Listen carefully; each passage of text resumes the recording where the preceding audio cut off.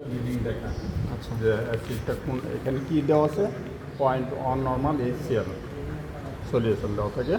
আর আমরা যে ডিস্টিলেশন করে যে স্যাম্পলটা পাবো সেটা আপনাদেরকে দেওয়া হবে। তো দেওয়া হলে আমরা প্রথমে কী করব, ইনিশিয়াল রিডিং নেব। নেওয়ার পরে এই নব সামনের দিক ঘুরাইলে পড়বে আর পিছনের দিক ঘুরাইলে বন্ধ হবে। তো প্রথমে ইনিশিয়াল রিডিং নেওয়ার পরে আমরা কি করব, ড্রপ ড্রপ আকারে এই যে এখন দেখেন মোটামুটি পানির কালার আছে, এখন এক ফোঁটা নিলেই কালার এসে যাবে, এই যে এরকম কালার হয়ে যাবে। না এটা বেশি হয়ে গেছে, তো এরকম কালার করা যাবে না। দেখেন এক ফোঁটা নিচ্ছে, ওই আগের যে পানির মতো যে কালারটা সেইটাই দেখাইতে পারে এন্ড পয়েন্ট। হ্যাঁ এটাই তো বললাম, যখন এন্ড পয়েন্ট আসা যাবো এরপরে এক ফোঁটা যদি আমরা নেই তাইলে দেখা যাবে কি কালার আসা যাবে।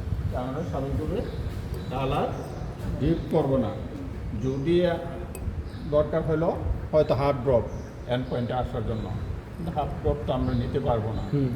এক ড্রপ নিলে যদি লাইট পিঙ্ক কালার আসে তাহলে আমরা সেই পর্যন্তই রিডিংটা নিব, নিয়ে আমরা ওই স্যাম্পলটা যখন টাইট্রেশন শেষ হয়ে যাবে রিডিং নিব, ফাইনাল রিডিং নিব, নিয়ে আমার চিটের পাশে স্যাম্পলটা রাইটে দেবো। এটা স্যার পরবর্তী সময় দেখবো যে আপনি টাইট্রেশন ঠিকভাবে করতে পারছেন কিনা।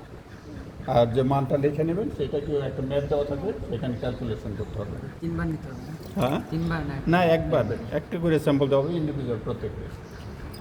এখন ওই যে প্রত্যেকে একটা করে স্যাম্পল নেন, প্রথম 5 জন একটা করে স্যাম্পল নেন, নেওয়ার পরে